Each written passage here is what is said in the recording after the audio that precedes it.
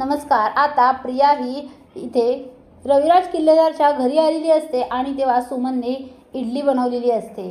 आता लगेच प्रिया नाश्ता करायला बसते आणि म्हणते, वाव इडली, आज तर मी ताव मारणार तिच्यावर. आणि ती नाश्ता करत असते.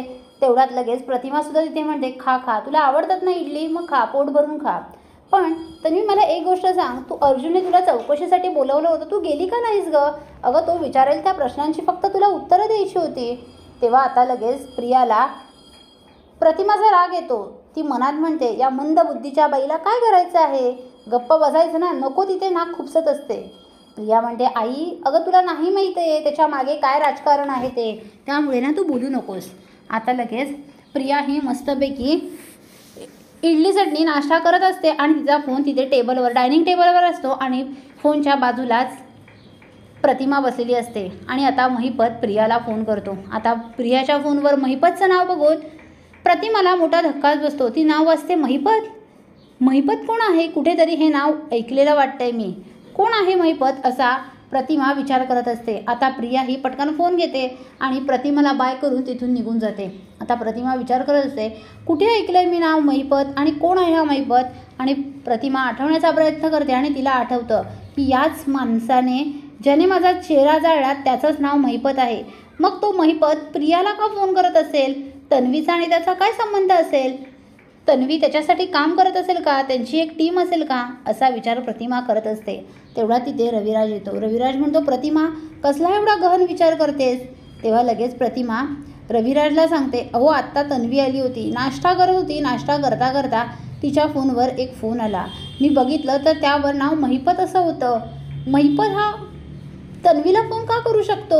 कशाला केला असेल? आणि तन्वीसुद्धा फोन आल्याबरोबर घाबरली आणि निघून गेली. तेव्हा रविराज म्हणतो, काय, तन्वीला महिपतचा फोन आला होता? तेव्हा प्रतिमा म्हणते, हो ना.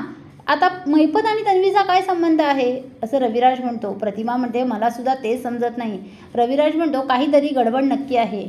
महिपत हिला का फोन करेल ना? म्हणजे हे दोघांचे काही संबंध आहेत का? दोघं एकमेकांसाठी काम करतात का? महिपतच्या टीममध्ये आहे का आपली तन्वी? असा विचार आता रविराजसुद्धा करत असतो. रविराजला मोठा धक्काच बसलेला असतो. काय करावं हे त्याला समजत नसतं.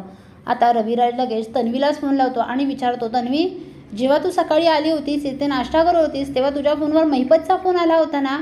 त्या महिपतने तुला फोन का केला होता आणि कशासाठी? आता प्रिया घाबरते आणि प्रिया उडवाउडवीची उत्तरं देते. रविराजला मात्र ते काही पटत नसतं. रविराज फोन ठेवल्यावर म्हणतो, प्रतिमा काहीतरी गडबड नक्की आहे. प्रतिमा म्हणते, हो, मलासुद्धा तसंच वाटतंय.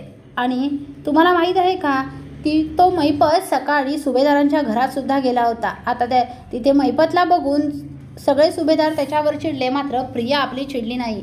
तन्वी त्याला काहीच बोलली नाही. तेव्हा रविराज म्हणतो, काय, मग आता कुठेतरी पाणी मुरतंय. आता रविराजला मोठा संशय आला आहे प्रियावर. तर आता त्या प्रियाचं खरं रूप रविराज समोर येईल. तेव्हा रविराज काय करेल? तिला धक्के मारूनच घरातून बाहेर काढेल. ते पाहणे कमालीचे ठरणार आहे.